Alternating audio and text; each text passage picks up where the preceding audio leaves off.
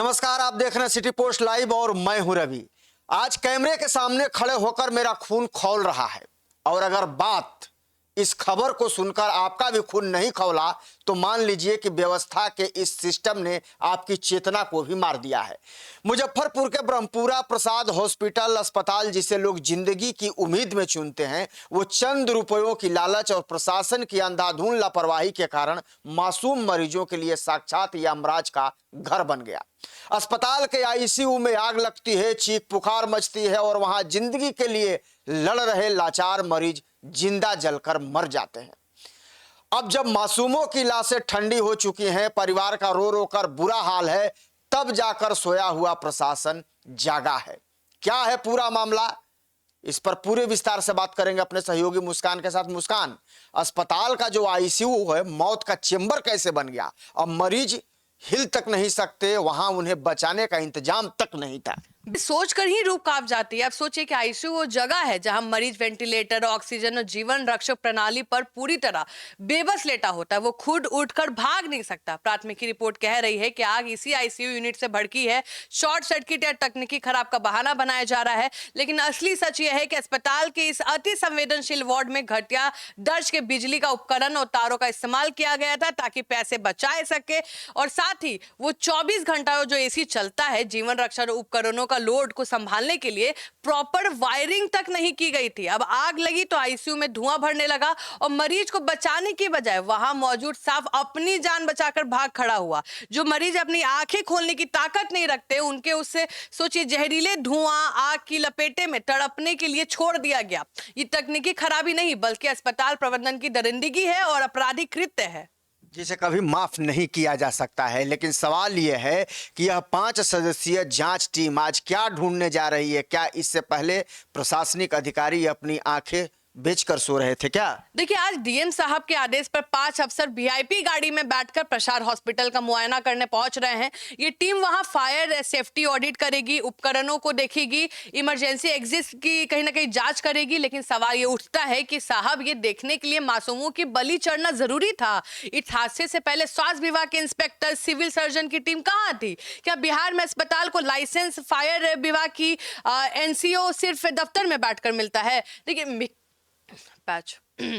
देखिए, मेज के नीचे से रिश्वत लिफाफे में लेकर बांट दी जाती है। अगर आज जांच टीम वहां केवल सबूतों के साथ छेड़छाड़ को देखेगी, क्योंकि जब तक हादसा नहीं होता तब तक इन अफसरों को अवैध रूप से चल रहे ऐसे खसाई खानों में कोई कमी नजर नहीं आती है। जांच टीम सिर्फ जनता के गुस्से को शांत करने के लिए एक लॉलीपॉप है। अगर गुनहगार वो सिस्टम है, सोचिए, जिसने इस मौत की कुएं में चलने की अनुमति दी है। और पहले जो कार्रवाई करनी चाहिए थी प्रशासन को, अब वो कार्रवाई करने का केवल दिखावा किया जा रहा है, ऐसा लोग आरोप लगा रहे हैं जो पीड़ित परिवार हैं। लेकिन अब सवाल ये होता है कि आखिर फायर सेफ्टी उपकरणों के नाम पर केवल दीवार पर टांगे गए खोखले डब्बे क्यों थे? और मॉक ड्रिल और ट्रेनिंग के दावों का क्या हुआ जो अक्सर सुरक्षा को लेकर किया जाता है? देखिए, हर बड़े हादसे के बाद यही घिसा पिटा सच सामने आता है। प्रसाद हॉस्पिटल की दीवारों पे देखिए अग्निशमन यंत्र लटके तो जरूर होंगे, लेकिन सच यह है कि वो सिर्फ कागजी खाना फुर्ती और चेकिंग के लिए बचने के लिए कहीं ना कहीं टांग दिए गए हैं, शोपीस के लिए। क्या वो डिब्बे चालू हालत में नहीं थे? क्या उनकी रिफिलिंग नहीं कराई गई थी? इसका जवाब आज जांच टीम तलाश रही है। सोचिए, सबसे शर्मनाक बात यह है कि अस्पताल के कर्मचारियों को यह तक नहीं पता था कि आग लगने पे उन उपकरणों को कैसे चलाया जाता है। ये बेसिक है, आपको पता होगा। हॉस्पिटल में आपको ट्रेनिंग देना पड़ेगा। वो क्या मतलब, आप फ्लाइट में भी बैठते तो आपको ट्रेनिंग मिलता है ना, अगर वो वाले विंडो पे बैठते हैं तो आपको सिखाया जाता है।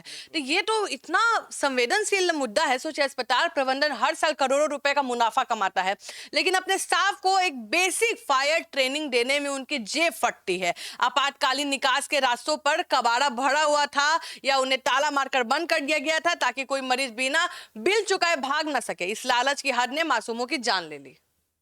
और सवाल तो अब उठेंगे ही, क्योंकि जब कुछ हो जाता है ना तो उसके बाद प्रशासन की नींद खुलती है, पहले नहीं खुलती है। अब सवाल यह है, मुस्कान की उप मुख्यमंत्री और जिला प्रशासन की सख्त कार्रवाई की खोखली चेतावनी पर जनता क्यों भरोसा करे? क्या पहले किसी कांड के आरोप में किसी को सड़ने के लिए भेजा गया?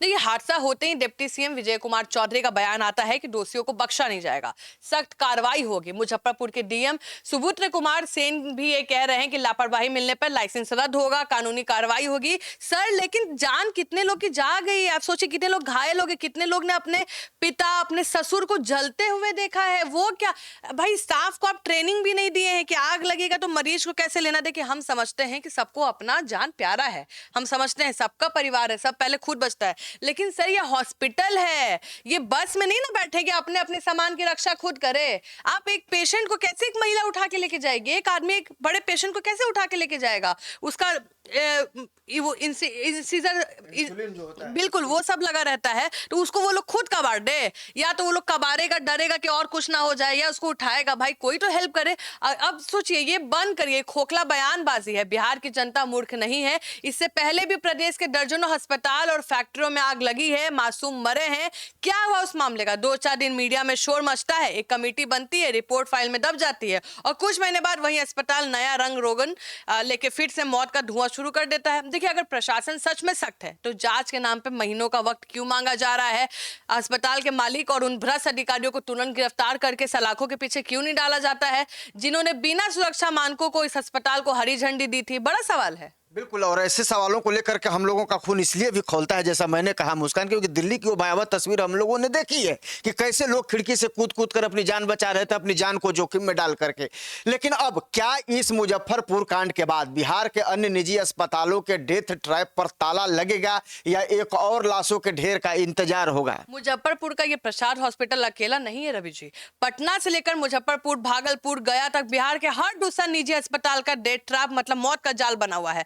आप समझिए कि सियासी इलाकों में तंग गलियां हैं, बिना किसी वेंटिलेशन और बिना इमरजेंसी एग्जिट के 3-3, 4-4 मंजिला अस्पताल धल्ले से चल रहा है। प्रशासन आज सिर्फ एक अस्पताल पर कार्रवाई का नाटक करके अपनी पीठ थपथपा लेगा, लेकिन जब तक पूरे सूबे के हर छोटे बड़े अस्पताल का औचक निरीक्षण करके उन्हें सील नहीं किया जाता, तब तक बिहार की जनता ऐसे अस्पतालों में जलकर मरती रहेगी। अब क्या सरकार और स्वास्थ्य विभाग को केवल टैक्स वसूलना और अपने जेब गर्म करने से मतलब है? जनता अपनी गाड़ी कमाई देकर इलाज कराने जाती है और लाश बनकर वापस आती है। तो भाई इससे अच्छा तो घर ही में आदमी मरे, काहे के लिए जल जल के मरेगा? जाहिर सी बात है भाई, जहां हम जान बचाने के लिए जाते हैं वहीं अगर मौत हो जाए तो ये तो अपने आप में बहुत बड़ा सवाल है, और सवाल तो उठना ही है। लेकिन सबसे बड़ा सवाल है कि आज जो 5 सदस्यीय जांच टीम प्रसाद हॉस्पिटल की राख खंगाले पहुंची है, उसकी रिपोर्ट बंद कमरों की अलमीरों से गायब तो नहीं हो जाएगी?